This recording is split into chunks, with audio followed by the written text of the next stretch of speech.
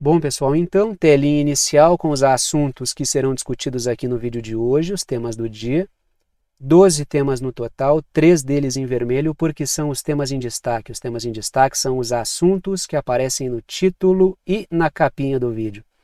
E aqui embaixo um recado que é sempre importante. A minutagem permite que você selecione na linha do tempo o tema que quer assistir, de forma que vocês podem assistir ao vídeo inteiro ou apenas aqueles assuntos que forem do interesse de vocês. E sem mais delongas, a gente parte para o primeiro tema, que aparece nesta primeira matéria que eu trago para discussão.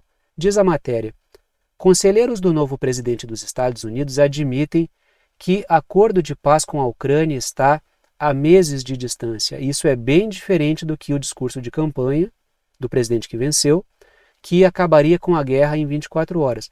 Uma coisa é o apelo eleitoral de uma fala que parte da população, boa parte da população, espera ouvir.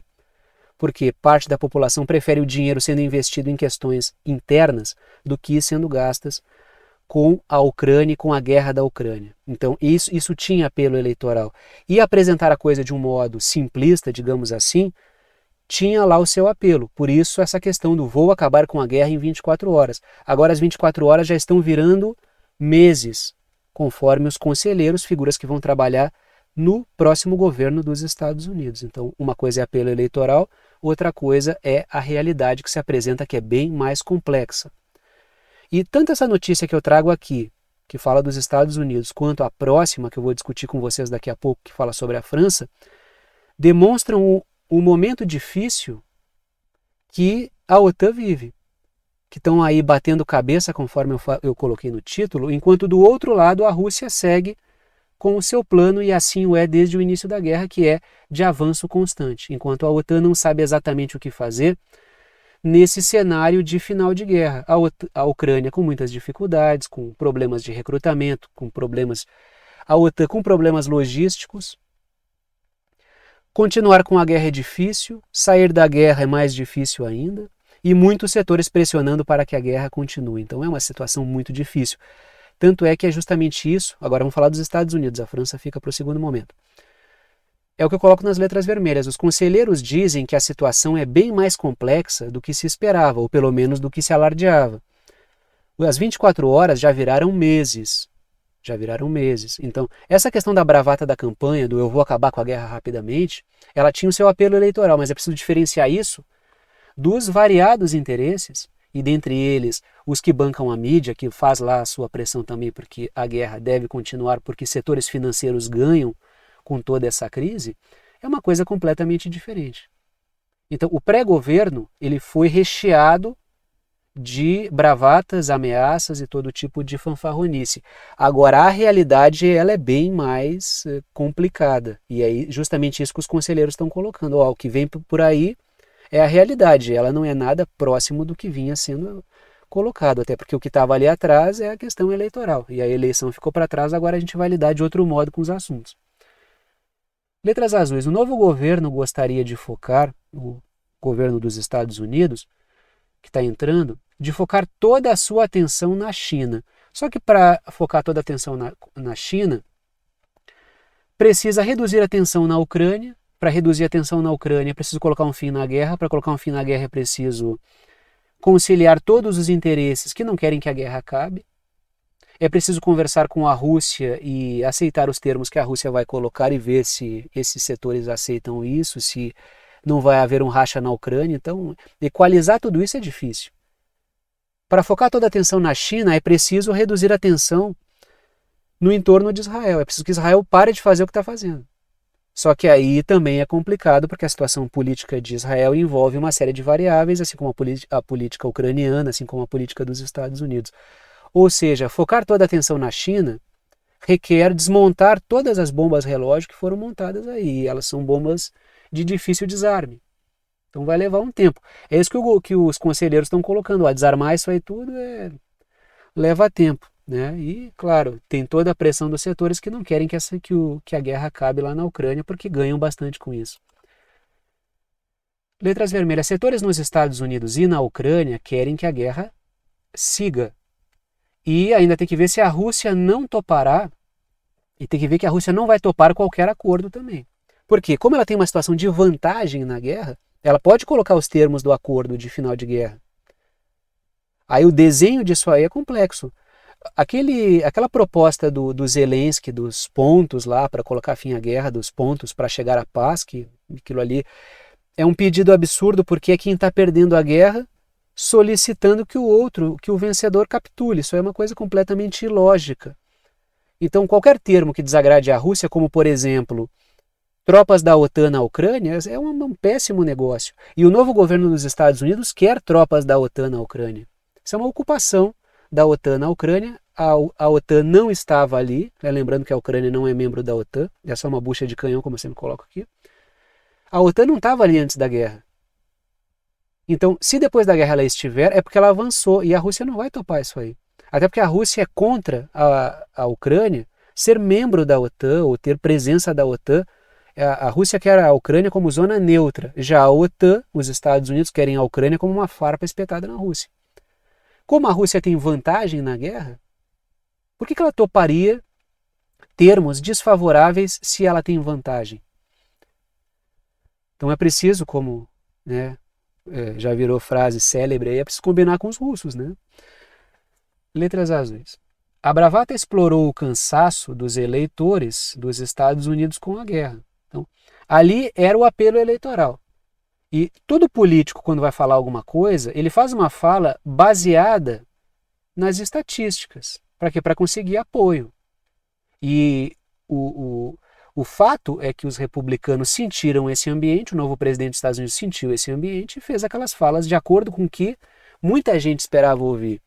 Se uma parcela enorme dos republicanos são completamente a favor de Israel e de todas as atrocidades que são feitas na faixa de Gaza, a população não está nem aí, porque é a favor de Israel.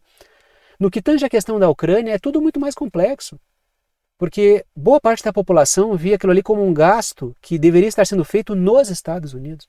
Ao invés de grandes contratos com a indústria bélica, isso tem que virar benefícios aqui para dentro e não para lá.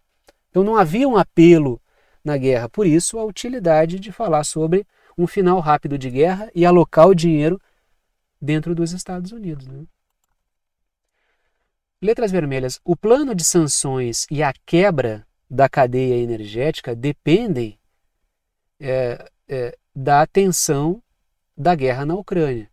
Então, se a tensão acaba, o ambiente que justifica as sanções contra a Rússia também acaba fazendo água. Assim, gradativamente, os países vão derrubando as sanções contra a Rússia. Aí é que vem o problema para os setores que querem isso, porque capitalizam sobre as sanções promovidas aí contra a Rússia, porque ocupam espaços de mercado deixados por essas sanções, como, por exemplo, o setor do gás. O gás russo que não chega é ocupado por gás que vem de outro lugar. Como é que vai se manter sanções contra a Rússia se não há mais essa tensão da guerra? Por isso, letras azuis. Uma tensão deve passar o bastão para uma próxima tensão. Aí eu falo sobre a situação da Geórgia, aí eu falo sobre a situação da Moldávia, aí a gente fala sobre a situação do Báltico. Agora, nenhuma tensão, nenhum foco forte de tensão, é muito difícil manter esse ambiente que justifique as sanções contra a Rússia. Com toda a tensão da guerra, já é difícil de manter as sanções porque parte considerável da população europeia não aguenta mais pagar a conta da guerra. Imagine se a guerra acaba. Bom, se a guerra acaba, agora a crise também deve acabar, agora as sanções também devem acabar, o gás russo vai voltar, a indústria europeia pode voltar a ter acesso a energia barata para a população e a alta do custo de vida tende a estabilizar. É justamente isso que vem com o pacote de fim de guerra. Então é por isso que essa guerra da Ucrânia ela precisa necessariamente passar o bastão para um outro cenário de tensão. Ou manter congelado tudo isso aí. Só que para manter congelado tudo isso aí, as tropas da OTAN precisam estar na Ucrânia. E aí é difícil chegar num acordo de paz com a Rússia a partir desses termos. Continuar na guerra é complicado e acabar com ela também.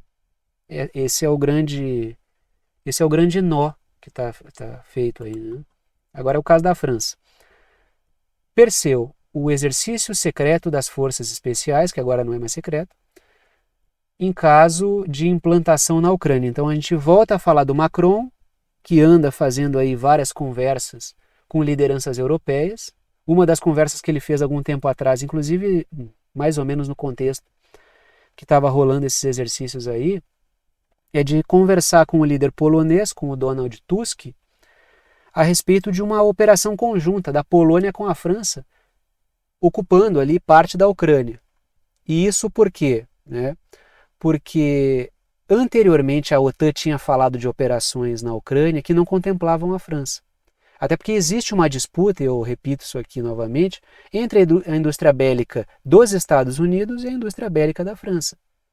Aí o Macron fica articulando essas coisas e depois elas vêm à tona, tanto é que aquela conversa do Macron com Donald Tusk da Polônia, a mídia jogou aquilo, houve uma repercussão midiática, por quê? Porque Estados Unidos e Reino Unido não gostaram nada desse papo do Macron, porque ele queria uma fatiazinha, uma beirada ali, e esses setores aí não queriam essa participação da França. Houve pressão sobre o primeiro-ministro polonês, o Donald Tusk, tanto que ele teve que vir a público e dizer, olha, conversei com o Macron, mas eu não vou fazer isso aí, porque a pressão estava grande. E o Donald Tusk, ele é um cara muito vinculado a esses setores anglo-yankees, ele já atuou na União Europeia, então ele é uma figura bastante obediente a esses setores aí. Mas o fato é, a França continua com essa conversa. Há uma bateção de cabeça aí, porque os Estados Unidos e o Reino Unido têm um projeto, a França apresenta outro, há um atrito aí, e mais uma vez entre, de um lado, os setores anglo-yankees e do outro a França. Que é um atrito importante, porque é um atrito no seio da OTAN, e todo atrito no seio da OTAN é interessante porque enfraquece o projeto da OTAN. Mas revela também um momento difícil, que é qual será o acordo? Qual é o desenho do final de guerra? É uma liderança anglo-yankee ou é uma liderança francesa? Quantas reuniões o Macron está fazendo? Quantos exercícios secretos a França está elaborando aí? Letras vermelhas. 3.200 soldados passaram semanas em exercícios, esses exercícios que foram apresentados aqui, passaram semanas em exercícios que simularam a ocupação da Ucrânia, letras azuis, num certo contexto ali que simularam a contenção de forças russas a partir da Bielorrússia. Então houve um exercício para ocupação da Ucrânia por parte das tropas francesas. Lembrando, quando Macron apresentou essa ideia a primeira vez, o pessoal todo deixou ele no vácuo. Houve uma pressão de Estados Unidos e Reino Unido para que ninguém embarcasse naquilo ali. O Macron falou, enviar tropas da OTAN para a Ucrânia. Aí todo mundo rechaçou aquilo ali, porque partiu do Macron. Então há esse atrito acontecendo. Aí um pouco depois veio setores anglo-yankees, ali britânicos e estadunidenses, propondo tropas da OTAN. Tanto é que os Estados Unidos propõem isso hoje. Tropas da OTAN, contingentes europeus, ocupando a Ucrânia e arcando com esse custo. Aí já numa linguagem do novo presidente dos Estados Unidos, que é a questão de custo, investimento, prejuízo, que ele usa muito essa linguagem aí empresarial, que é porque ele é do mundo corporativo. Então ele usa muito isso. Então a França que vai arcar com esse custo aí. A França não, a Europa que vai arcar com esse custo aí. E o Macron está aproveitando esse contexto, mas quando a ideia vem do Macron, o pessoal não gosta muito, porque há esse atrito aí entre setores anglo-yankees e a França. Letras vermelhas. A proposta da OTAN deixou a França de fora do plano de ocupação da Ucrânia. Porque se vocês lembrarem, a gente discutiu isso aqui no canal, o plano da OTAN incluía quem? Incluiu o Reino Unido, chefiando, encabeçando isso junto com Kiev, incluía a Alemanha numa superfície de contato com a Rússia, na linha de frente, como sempre o pessoal botando a Alemanha na linha de frente contra a Rússia, a Polônia, que abocanharia o oeste, ali a porção ocidental da Ucrânia, e a Romênia lá na região do Mar Negro. Então a divisão era essa, a França ficou de fora. Aí o Macron tratou de se movimentar, por quê? Porque estava ficando de fora da partilha do bolo e por motivos de concorrência entre setores da indústria bélica francesa e dos Estados Unidos. Então a gente percebeu justamente isso, Tanto é que por falar em Reino Unido, já vou dando passagem aqui para a próxima matéria. Então existe esse desacordo. Por quê? Porque existe um atrito entre setores de cúpula da OTAN. Qual vai ser o desenho final? Não se sabe. Primeiro porque a OTAN tem que combinar com a Rússia e dentro da OTAN não há concordância. Então não há concordância nem dentro da OTAN.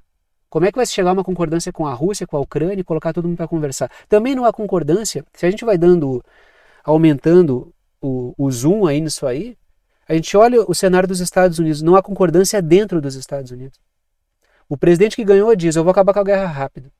Boa parte dos setores que, inclusive, lastrearam ele no poder, e aí coloca-se a indústria bélica, dizem não, a guerra não vai acabar rápido. Então, dentro de cada célula não há concordância. Como é que vai se juntar essas coisas todas num acordo? Por isso que o desenho é difícil. Por isso que quando se falava, a guerra vai acabar rápido, pode ser que acabe, tudo é possível. Agora, o desenho não é fácil, requer uma arquitetura complicada. Olhem essa matéria, o Reino Unido e a Ucrânia assinam parceria histórica de 100 anos para aprofundar os laços de segurança e fortalecer a parceria para as gerações futuras. Blá, blá, blá, blá, blá, blá. É uma expressão bonita até, porque é uma postagem do governo do Reino Unido, né? Mas, lógico, isso aí é o quê? É o Reino Unido assumindo ali Porque se o novo governo dos Estados Unidos não quer continuar na liderança disso, alguém precisa assumir para que a França não entre nesse vácuo. Aí o que faz? Ela empurra lá o Keir Starmer e o Reino Unido vai fazer a frente ali. Porque, diga-se de passagem, se vocês observarem direitinho, letras vermelhas, após a vitória do novo governo dos Estados Unidos, o Reino Unido está assumindo funções que são dos Estados Unidos. Por quê? Porque o governo que entrou não quer fazer isso aí.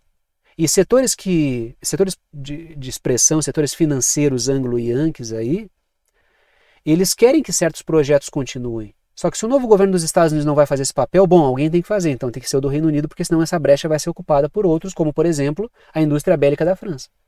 Aí vai roubar espaço da indústria bélica dos Estados Unidos. Então manda lá o Keir Starmer, porque se deixar o espaço vago lá, já aparece o Macron com um monte de...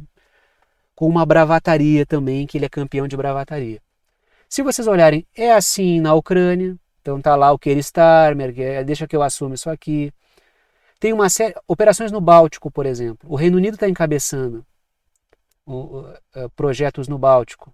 Para quê? Para pressionar ali navios russos e assim por diante. A questão transpacífica. O Reino Unido que pode encabeçar aquilo ali.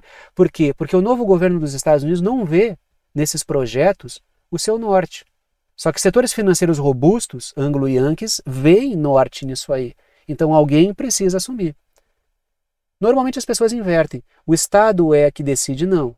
Quando a gente fala de Reino Unido, Estados Unidos, por exemplo, o político, o gestor ali, ele é um administrador dos negócios da alta cúpula.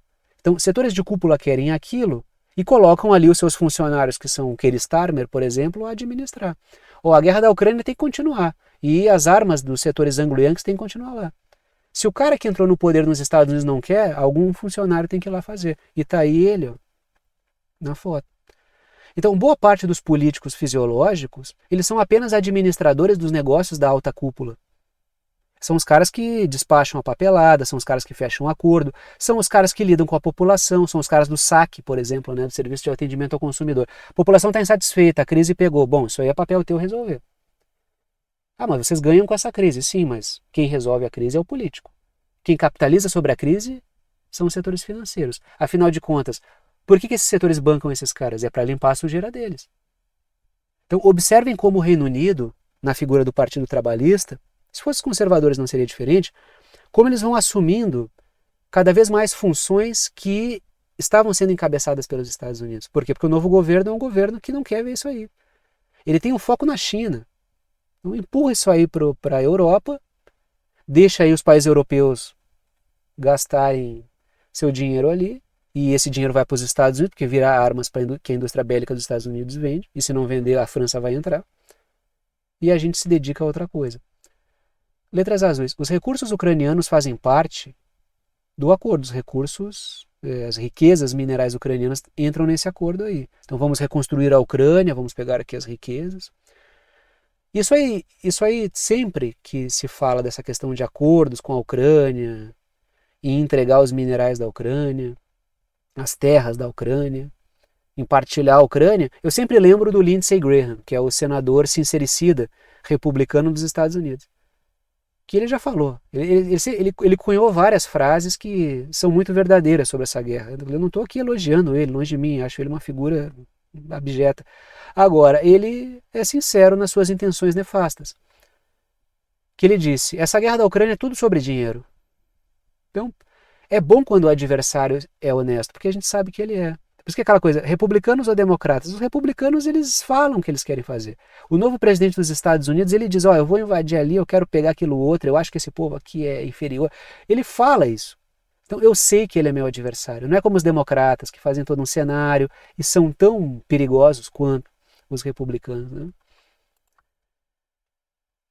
Vamos continuar no cenário europeu, porque a Hungria e a Sérvia vão acelerar investimentos conjuntos em segurança energética. Tá? Então, isso aqui é um problema, porque é a Hungria, membro da OTAN, trabalhando junto com a Sérvia, que não é membro da OTAN, diga-se de passagem, os sérvios são historicamente adversários da OTAN, então é um governo bem pressionado pela OTAN. É a Hungria fazendo uma parceria com a Sérvia para levar combustíveis russos até a Sérvia. Ou seja, é um membro da OTAN articulando com um não membro da OTAN muito aliado da Rússia a chegada de recursos energéticos russos nesse país. E isso é um crime grave. Quando o Zelensky fala, olha, a Ucrânia pode ficar no lugar da Hungria, a Ucrânia não é membro da OTAN, mas ela age de uma maneira muito mais pró-OTAN do que a Hungria, que é membro da OTAN. Então a gente vê aqui mais uma vez a Hungria desenhando, né, acelerando aí, já que já existe aí esse projeto, né, acelerando essa questão dessa chegada aí de petróleo, né, desse oleoduto aí. Letras vermelhas. A Sérvia depende do petróleo russo que entra pela Croácia. Aí tem um cenário de sanções muito complicado e são propositais. Letras azuis. Os Estados Unidos têm feito o jogo duro diante do pedido de alívio da Sérvia. A Sérvia pediu aos Estados Unidos que houvesse um alívio porque a energia russa é importante para a Sérvia. Então essas sanções estavam atrapalhando. E esse é um pedido quase que inútil. Por quê? Porque o objetivo dos Estados Unidos é cessar a entrada da energia russa na Europa, dos recursos energéticos russos na Europa. Mas gera crise. O objetivo é gerar crise. O objetivo é quebrar cadeias de suprimentos. Então, o que a Sérvia pediu é, vocês podem dar uma aliviada nesse plano que vocês estão colocando o mundo de pernas para o ar para implementar? Não, porque os caras estão fazendo justamente para isso. Ainda mais um pedido do governo sérvio, que está na linha de fogo ali de várias revoluções coloridas que estão sendo feitas. Aí o Viktor Orbán vai lá e estabelece esse acordo aí com a Sérvia que fura o olho do próprio bloco que ele participa, não do bloco, mas da cúpula. Porque o projeto que norteia a OTAN é qual? Romper relações energéticas com a Rússia. O que a Hungria fala? Vamos acelerar isso aí. Bom, a gente sabe que é um oleoduto que pode ser alvo de um atentado aí, né? Inclusive já esteve, né? Já teve ataque contra ele, né? Só que, né? Em outro ponto. Agora vamos falar da China, que é outro tema em destaque aqui, né? A gente sai desse contexto Europa, conexão Atlântico Norte com os Estados Unidos ali e Rússia, e a gente vai agora falar um pouco da China. Trago a seguinte matéria: a China testa a arma de micro-ondas com poder semelhante ao de uma bomba nuclear para destruir satélites. Na verdade, ele gera um efeito eletromagnético semelhante à explosão de uma bomba de armas nucleares aí, né? E essa arma que já está em estudo aí pela China, se ela for realmente implementada e massificado o seu uso, aí ela joga por terra, e se for bem sucedida em campo, como tem sido nos estudos e nos testes aí que a China está fazendo, isso aí vai dar uma senhora de uma virada no jogo. Por quê? Porque atinge em cheio muitas das meninas dos olhos bélicas nos Estados Unidos, né? Muitas das armas ali, dos instrumentos que os Estados Unidos esperam usar e que estão apostando muitas fichas. Dando certo, isso aí anula, como eu coloquei no título, muito das esperanças dos Estados Unidos e muitas armas dos Estados Unidos. Letras vermelhas. com essas armas a China pode neutralizar drones e satélites dos Estados Unidos. Bom, aí já cai por terra muita coisa, né? Porque isso aí é um avanço enorme nas guerras do contexto da quarta revolução industrial, que dependem o quê? De drones, inteligência artificial, uso de satélites, né, como os Estados estão fazendo, de uma quantidade enorme de satélites aí para ficar mais difícil de neutralizá-los.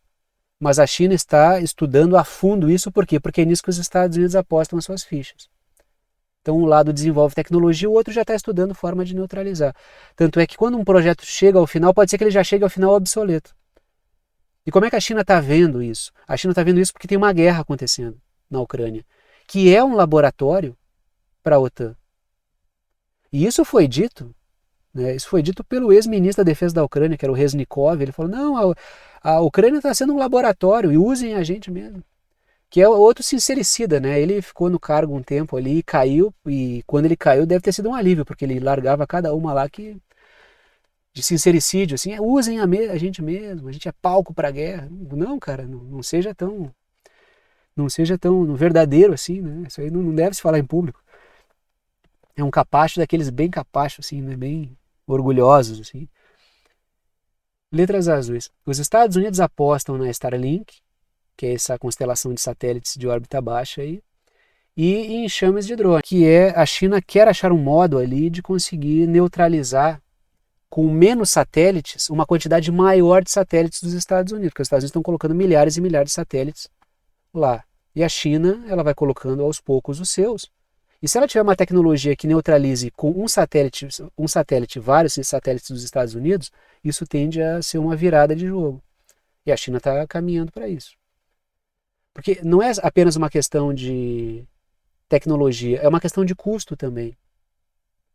Esses dias eu falei do drone lá hipersônico da China, que ele faz a operação e volta e ainda dá para usar outras vezes. Isso é redução de custo. É uma arma que acaba não sendo utilizada e desgastada em pouco tempo. O que aconteceu na Ucrânia? A Rússia atacava com enxame de drones baratos. Durante muito tempo isso gerou um pânico enorme na OTAN, e a OTAN usava mísseis e sistemas de defesa caros para defender esses enxames de drones baratos. Um gastava pouco para atacar, o outro gastava muito para se defender. Isso aí foi gerando um desequilíbrio. Então tudo isso é observado. E a China está observando de fora. Então ela está fazendo seus estudos ali. É um laboratório, mas é um laboratório a céu aberto. E a China está estudando essas coisas. Quando a OTAN chegar numa guerra com a China, ela vai ter que chegar em outro patamar, porque o que a OTAN fez aí, ela já viu. E ela já está desenvolvendo armas para isso aí. Letras vermelhas. A arma gera pulsos eletromagnéticos semelhantes ao de uma explosão nuclear. Então a ideia é fritar os componentes de drones e satélites, tá? É bem essa ideia. Isso aparece muito nos filmes, né? Isso aí a gente vê em vários filmes, essa ideia de pulsos eletromagnéticos que fritam os componentes. Isso aí aparece em vários e vários filmes aí que são bem famosos. Então a ideia é justamente essa, de fritar os componentes com o uso de pulsos eletromagnéticos. Essa discussão é muito interessante, por quê? Porque ela é um encontro aí de altíssima tecnologia, e isso aí é muito cativante. Eu sou muito curioso com isso, eu não sou da área da tecnologia, mas isso encontra com a área da geopolítica. Isso me traz uma enorme quantidade de informações que eu acho muito interessantes e não fazem parte do meu dia a dia de pesquisa aqui, por exemplo, né? Aqui não é um canal de tecnologia, mas há uma interface interessante. Fico imaginando assim para ensinar a gurizada em coisas de física, por exemplo, levar esse acervo aqui, porque isso interessa, né? Isso é o quê? É a ciência na prática no seu mais alto nível, né? Quiséramos nós aqui no Brasil a gente poder estar desenvolvendo essas armas aí. Isso exigiria uma indústria de ponta, isso exigiria muito mais cientistas, isso valorizaria muito mais o conhecimento, mas a gente assim está a léguas disso aí. Isso aí parece para nós, parece outro planeta, não parece nem outro país. Então, o que os países estão fazendo no centro, no olho do furacão ali, os países principais, a gente está muito distante disso, infelizmente, não só em termos de desenvolvimento de armamento e tecnologias variadas, civis ou militares, quanto na valorização do conhecimento que é. Né? Letras azuis. Isso aqui foi mais um desabafo do que uma análise, tá? O desafio é que a arma destrua outras sem se destruir também. Então, tem que garantir que a arma ela seja efetiva com as outras e... Porque aí tem a questão do custo, né? Tem a questão do custo, né, que eu estava citando para vocês agora há pouco. Letras vermelhas. Essa arma é menos suscetível ao tempo atmosférico do que o laser. A gente percebe o quê? Que existe uma preocupação e teve um ataque do Irã contra Israel que disparou todos os alertas possíveis em Israel e nos Estados Unidos. Por quê? Porque o Irã conseguiu casar enxames de drones, vocês devem lembrar porque a gente discutiu isso aqui, enxames de drones com mísseis. Aí os enxames de drones saturaram as defesas de Israel e os mísseis passaram. Qual era o intuito do Irã? O intuito do Irã era demonstrar, a gente sabe como perfurar os sistemas de defesa de vocês. Aí a partir dali começou a aparecer uma série de discussões, que lógico, de pesquisas que já estavam em andamento, de uma forma mais barata de se defender disso aí. E Israel e Estados Unidos estavam desenvolvendo lá o Iron Beam, eu acho que é esse o nome, acho que é esse aí o nome, né? Por quê? Porque todo aquele aparato que também tem o Iron Dome no meio ali, são as defesas de Israel, que envolve, na verdade, uma maquinaria da OTAN defendendo Israel, estavam se apresentando obsoletas e muito caras. Então o Irã ali atacou, gastou um percentual baixo se comparado com aquilo que Israel... O Irã gastou uma ninharia para atacar, Israel teve que gastar ali uma cifra enorme para se defender. Isso aí faz falta. Então, quanto mais barata é a tecnologia, mais, se uma guerra for prolongada, menor é o desgaste, né? Agora, vai explicar isso para os Estados Unidos, onde os contratos são superfaturados. Então, esse é o problema.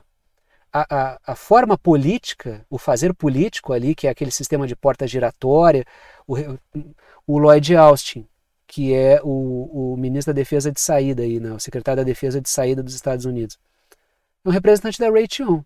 Ele está lá para quê? Para garantir, lógico, bons contratos para a Raytheon também. E contratos que sejam no melhor preço possível para a Raytheon. E quem paga é o povo dos Estados Unidos, claro. Então, nesse sistema, que é altamente corrupto, a técnica se perde. Eu já falei várias vezes para vocês aqui. A minha visão sobre a corrupção, o maior problema dela é que ela gera um problema de caráter técnico, que é o dinheiro é mal alocado. O dinheiro poderia gerar isso, mas como ele foi superfaturado, ele gerou isso. Isso gera um atraso no país.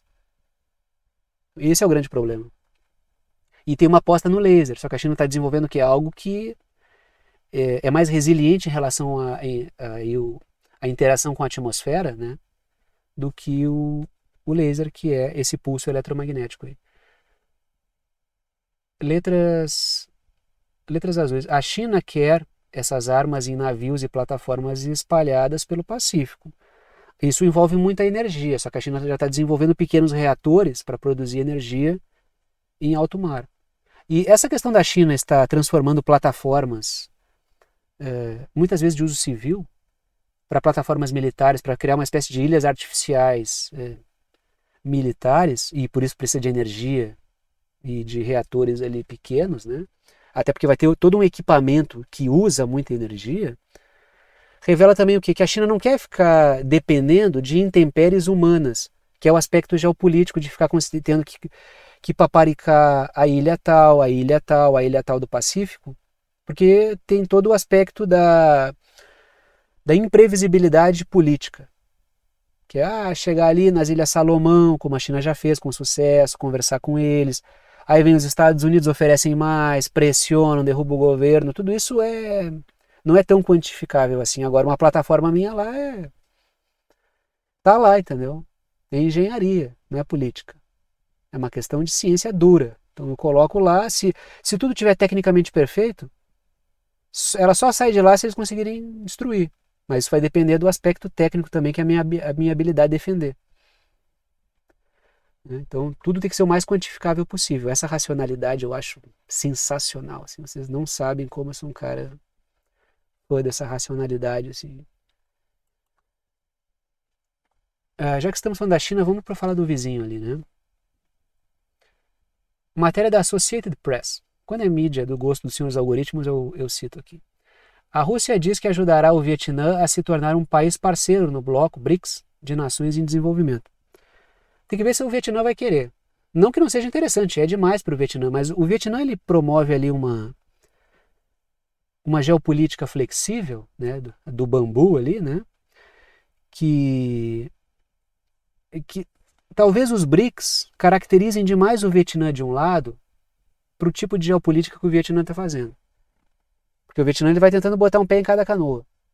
Inclusive ele tem boas relações com os Estados Unidos e comerciais, e ele explora muito essa questão China e, como eu botei nas letras azuis ali, o Vietnã explora a divergência China e Estados Unidos para tirar vantagens dos dois lados. Até porque o Vietnã tem problemas históricos com a China e com os Estados Unidos também tem. Não preciso nem dizer para vocês aí tudo que os Estados Unidos fizeram contra o Vietnã. Então ele usa esses atritos e sabendo de todas as ciladas que existem, se tem alguém que conhece muito bem os Estados Unidos, são o Vietnã. Quando há uma guerra, quando se enfrenta um país, se conhece muito bem ele, né? E o Vietnã sabe muito bem do que os Estados Unidos são capazes. Agora tem essa questão.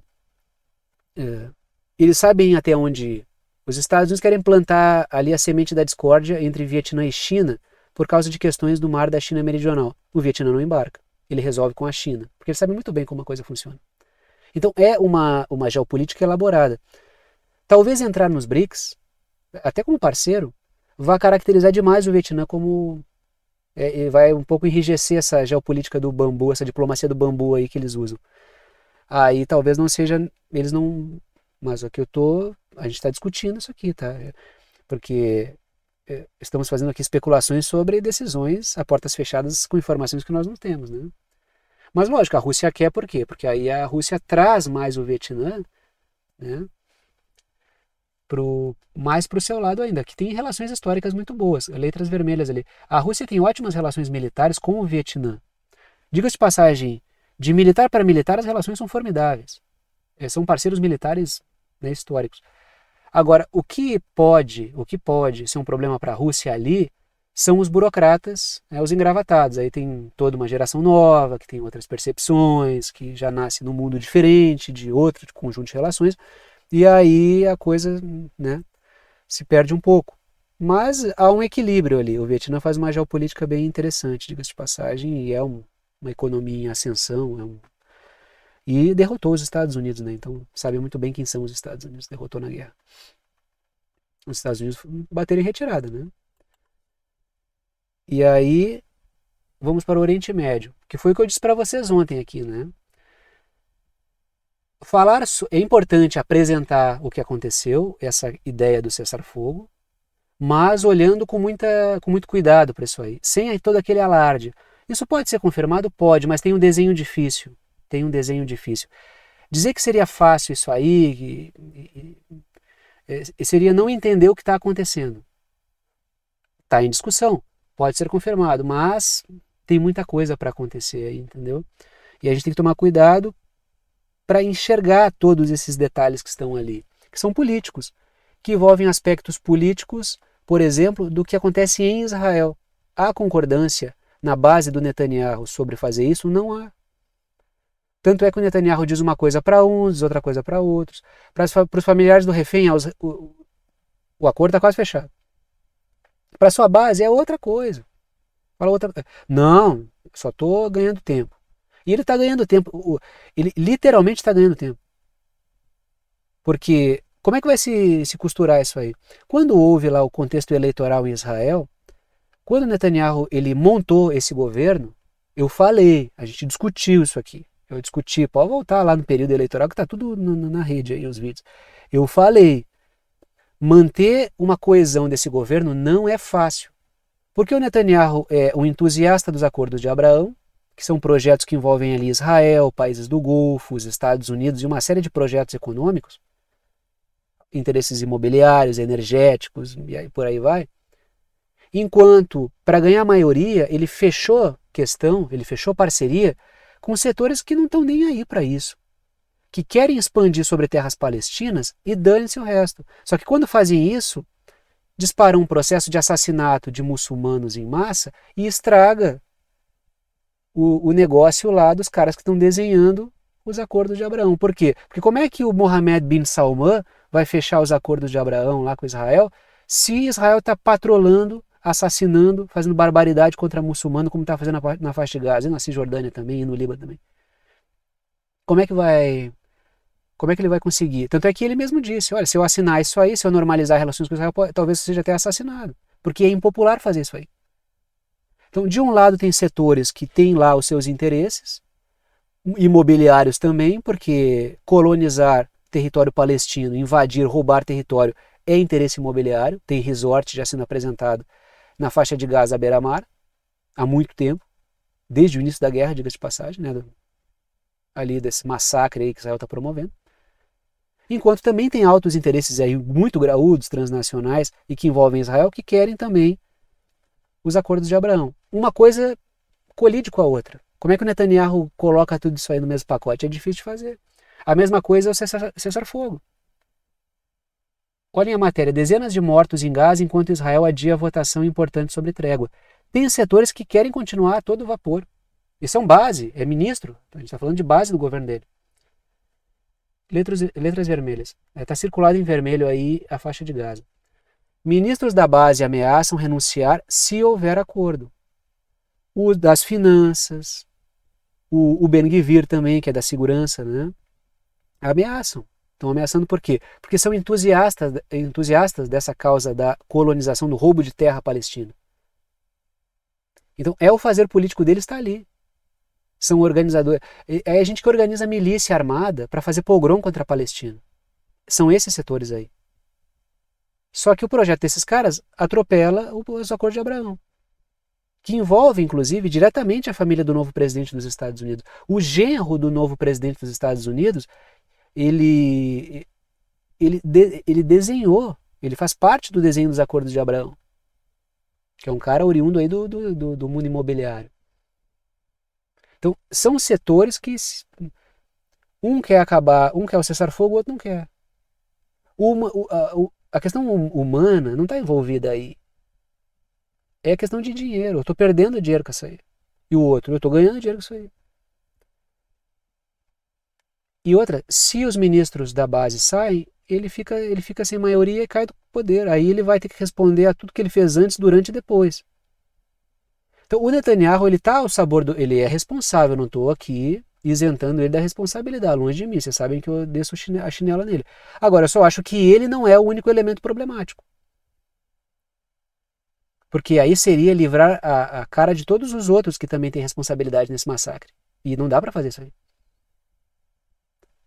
Letras azuis. Alguns setores querem acelerar a colonização, enquanto outros querem os acordos de Abraão. Então esse é o problema, sabe? Isso aí faz parte do problema também.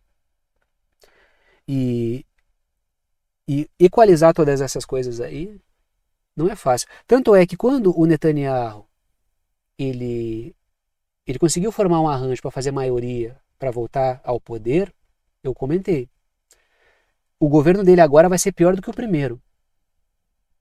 E quando o outro governo de Israel foi formado e veio depois do Netanyahu, eu falei, o governo Naftali Bennett vai ser pior que o Netanyahu. Teve gente que me acusou de ser defensor do Netanyahu. Eu falei, pelo amor de Deus, eu critico o Netanyahu quase todo dia aqui. Agora, e foi pior que o primeiro governo Netanyahu. Quando o Netanyahu voltou depois do Naftali Bennett, eu falei, esse governo Netanyahu vai ser pior do que o Naftali Bennett. E foi. Por quê? Porque é o arranjo que está em volta do cara. O político fisiológico, o Netanyahu é um político fisiológico, político corrupto. Ele vai muito ele pesca muito o espírito político do momento ali. E ele vai para aquele lado. Agora o cara tinha uma base extremista, era óbvio que ele iria para aquele lado ali. O problema é que isso aí estragou muitos negócios que ele vinha fazendo. Primeiro ataque de Israel às novas forças de segurança da Síria mata 3, ou seja, atacou aí o Hayat Tahrir al-Sham diretamente. Letras vermelhas. Um drone israelense atacou um comboio ligado ao Hayat Tahrir al-Sham, que é aliado da Turquia. É preciso observar isso aí, tá? Então, é um atrito direto entre os meninos da Turquia ali, né, os apoiados pela Turquia, grupo terrorista, diga-se de passagem, surgiu como grupo terrorista, braço da Al-Qaeda, e atacou diretamente, que é, entre aspas, o governo da Síria. Olhem que drama, né? É Estados Unidos, Turquia e Israel dividindo a Síria e os caras sendo governados por um grupo de origem terrorista, que é o Hayat Tahrir al-Sham. Por isso que eu digo que a Síria não existe mais. O resto de Síria morreu com a queda do Bashar al-Assad. Letras azuis. Israel destruiu armas sírias e está avançando no sul. Israel avança em um país que a Turquia quer que seja um anexo seu. Que é o que eu falo, em algum momento isso pode dar problema. E mesmo enquanto o Assad estava no poder, a gente já vinha falando aqui sobre a troca de hostilidades entre Israel e Turquia.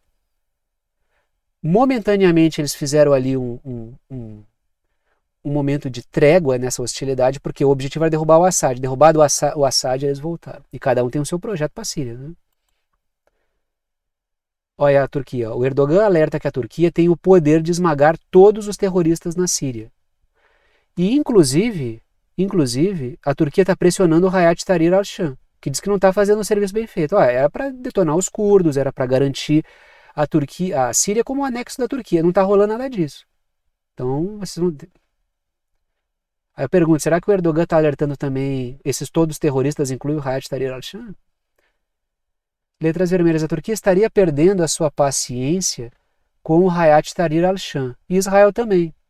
Então o Hayat Tahrir al-Sham está ali, sem armas, né, com poucas armas, porque Israel destruiu tudo, tentando ganhar poder com pressão da Turquia, enfrentando ali uma série de situações, os curdos, por exemplo, que são armados pelos Estados Unidos, então os caras talvez sejam tragados por essa situação aí. E, repito, é para essa situação que a mídia ocidental diz que os refugiados devem voltar, né? Letras azuis. A Turquia acusa o Irã de fornecer drones para os grupos curdos, que bela virada de jogo aí, né? Porque o Irã tem problemas com os curdos também, tem curdo dentro do Irã. Ocupam uma parte ali, né? Eles compõem uma parte do Irã, e o Irã tem muito problema com os curdos. Mas os curdos lá da Síria, eu vou armar eles contra a Turquia porque eu perdi espaço lá com a queda do Assad, então eu vou bagunçar. Isso aí é a visão ultra pragmática, tá? O inimigo do meu inimigo. E a gente vem para a América Latina, vamos falar aqui rapidamente da situação do México. O México rejeita anúncio do novo presidente dos Estados Unidos sobre a criação de uma organização para arrecadar impostos de outros países. Mais uma ameaça de tarifas. Letras vermelhas, está aí a Cláudia Sheinbaum, que é a nova presidente do México, ficou no lugar do López Obrador. E foi apoiada por ele, inclusive, né? O novo presidente dos Estados Unidos acusa outros países de crescerem às custas dos Estados Unidos e diz que vai acabar com isso. Aí ele acaba chutando para escanteio aí a bola do jogo com o México. E qual é o problema disso, né? Porque o México ele vem sendo um horizonte alternativo de investimento para os Estados Unidos, que está tentando sancionar mais a China para tirar o seu potencial econômico. Então o México vinha ganhando, se apresentando como horizonte alternativo de investimentos. Agora, o novo presidente diz que ele quer sancionar a China e também travar no México. Ele começa a criar atritos até com digamos assim, países com quem as relações vinham andando bem e vinham favorecendo os Estados Unidos. Que é aquele lance, eu não quero muito, eu quero tudo. E quem quer tudo, você já sabe, né? O chavão popular, ele já... Letras azuis. O novo governo tem ameaçado membros do TMEC ali, que é o Tratado México, Estados Unidos e Canadá. Então, os Estados Unidos estão ameaçando o Canadá e o México, inclusive dizendo que podem ser estados dos Estados Unidos, numa diplomacia rasteiríssima, né? mais do que o habitual. Os Estados Unidos sempre conseguem descer o nível da diplomacia, né? Sempre dá para descer mais fundo. E isso é criar, digamos assim, um problema onde não havia para os Estados Unidos, né? É lógico. Vocês acham que o México ganha, o Canadá ganha, os Estados Unidos não ganham? Qual é a relação que eles entram que eles não ganham? É que, na verdade, eles não querem ganhar muito. Eles estão caminhando para um cenário de ganhar tudo e ferrar claramente com os outros mais do que já costumam fazer. Só que isso aí, cara, Vamos ver como é que vai se sair, né? Letras vermelhas. O México tem se apresentado como horizonte de investimentos alternativo para os Estados Unidos em relação à China. Eu vou tirar daqui e vou botar lá. Então eu tenho que abrir alternativas para investimento. O México é uma delas. Agora eu começo a comprar briga com o México, começo com letras azuis. Brigar com o México e com a China pode elevar a inflação nos Estados Unidos, que é um dos fatores que garantiu a vitória do presidente aí que vai assumir agora nos Estados Unidos, que é o fator da inflação que vinha crescendo e atingindo a população. É um fator de insatisfação que levou ele ao poder. Então pode ser que ele dispare contra o próprio pé aí, ao fazer isso aí. Né? Mas, claro, a gente está falando de lógica. A lógica conforme as coisas que vão acontecendo. Vamos ver como é que isso vai se processar na prática. Porque a bravataria é uma coisa, a prática é outra. Vejam que as 24 horas da guerra que acabar na Ucrânia viraram. Né? Agora a gente encerra, como sempre, no continente africano, porque a França decidirá a resposta à hostilidade da Argélia à medida que as tensões aumentam, diz um ministro francês aí, que está sendo decidida uma forma de responder à Argélia. Aí isso é muito problemático, porque a gente está vendo que a França está intensificando o apoio a atividades terroristas no continente africano. Então, mais ou menos, a gente já sabe que vai ter estímulo à desestabilização política. A França já está usando um caso da justiça aí, da prisão de um cidadão, para gerar uma bagunça. Até que a Argélia já deu uma raquetada esses dias na França para ela não se meter naquilo ali. Ela vai usar grupo terrorista, ela vai usar desestabilização, ela vai usar, lançar mão de todo o jogo sujo que os membros da OTAN sabem usar. Né? Letras vermelhas. A relação azedou de vez após a França apoiar o Marrocos, que está ali do lado da Argélia, né? Na questão do Saara Ocidental. Então, a Argélia, ela defende, ela apoia a Frente Polisário, que reivindica a autonomia, a independência do Saara Ocidental e a questão do governo ali deles, né? Para estarem à frente do Saara Ocidental. Já o Marrocos reivindica o Saara Ocidental. E diz, não, vai ter uma autonomia administrativa, mas seria parte do Marrocos. A França, ela optou pelo Marrocos, aí ela azedou as relações com a Argélia. De lá para cá a coisa piorou muito, muito. Sendo que a Argélia e a França já tem toda uma história aí muito forte, né? De atritos. Letras azuis. A Argélia está reduzindo as suas relações comerciais com a França. Então é mais espaço que a França perde. Isso aqui é parte da crise da França no continente africano. Então, é mais um dos capítulos aí, vários, né? É muito difícil eu fechar até dia sem falar isso aqui. Né? A crise desse colonialismo francês, ainda bem, é um assunto recorrente. É um dos fatos assim mais, eu acho que assim, é uma das questões mais didáticas, assim, mais observáveis hoje na realidade, é essa decomposição da influência colonial francesa. E é um fato muito bom, né? Continuamos no continente africano aí falando da situação do Sudão, porque os Estados Unidos emitem sanções ao chefe do exército sudanês, que é o Abdel Fattah al-Burhan. Se eu me lembro bem o nome dele é esse, né? Abdel Fattah al-Burhan, acho que é esse. Tá ele aí na foto, né? E a gente deve lembrar que, letras azuis, o governo do Sudão está em guerra com um grupo paramilitar. Quando tu sanciona o governo que está numa guerra contra um grupo paramilitar, tu acaba jogando no time do grupo paramilitar, muito embora os Estados Unidos tenham sancionado também o grupo, lideranças do grupo paramilitar ali, que estão sendo combatidos pelo governo militar do Sudão. Agora, tu está sancionando todo mundo, tu está tomando governo e grupo paramilitar como uma mesma coisa, como o mesmo problema. Tudo porque o governo não aceita os termos de paz, entre aspas, que os Estados Unidos impõem. E pior do que isso, letras vermelhas, o governo do Sudão tem sido cortejado por Rússia e Turquia. Até porque a Rússia quer ter uma base no Mar Vermelho ali no Sudão, isso não é de agora. E está vendo a oportunidade, que é uma base no Sudão e uma base na Líbia, para ter ali uma base no Mar Vermelho e uma base no Mar Mediterrâneo lá na Líbia. A Líbia está no mapa aí também para vocês, do lado do Egito ali. E então, e a Turquia, lógico, está ali. Normalmente assim, ó, o continente africano onde a Rússia está ali buscando espaço, a Turquia também está. A Turquia ela está sempre no encalço ali, né? E o Sudão tem correspondido a ambos. E lógico, os Estados Unidos não gostam nada disso. porque querem o seu espaço e não conseguem. A OTAN, mesmo a Turquia sendo membro da OTAN, eu sempre coloco a Turquia como se parecesse que ela não é, né? Mas ela é um membro da OTAN também, mas ela é um membro escorregadio, né? Um membro muito escorregadio da OTAN. Então ela tem projetos ali que são problemáticos para a OTAN, ela atrita com a OTAN, ela faz jogo, coloca a cúpula da OTAN em saia justa. Faz umas jogadas assim, a Hungria faz isso bastante também, né? A Turquia se recusa a sancionar a Rússia, dialoga muito com a Rússia, passa a rasteira na Rússia também. Então a Turquia tem esse jogo que ela faz aí. Então ela está ali, e está ganhando o espaço dela, e ganhando o mesmo espaço. E a indústria bélica dela junto. E os Estados Unidos não gostam disso, né? É que os Estados Unidos, mesmo que seja membro da OTAN, eles não estão nem aí. A França é membro da OTAN. E quem está puxando o tapete da França também no continente africano são os Estados Unidos. São responsáveis por muita derrubada de governo civil fantoche da França ali. Então, os Estados Unidos não tem essa.